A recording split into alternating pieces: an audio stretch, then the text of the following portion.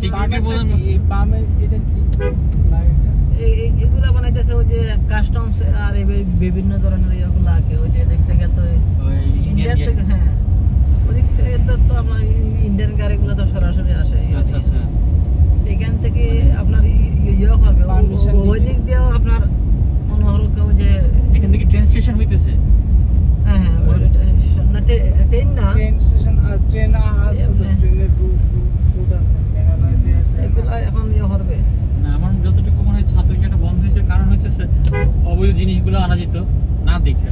না এগুলো তো বৈধ আসছে এগুলো তো ইন্ডিয়া থেকে ডাইরেক্ট সরাসরি আসছে তাহলে জিনিসটা বন্ধ করার দরকার ছিল না জিনিসটা এখনো তো আছে অবৈধ বলতে এখনো আছে হ্যাঁ সেটা ঠিক আছে বাট এই যে জিনিসটা কিন্তু অনেক ভালো ছিল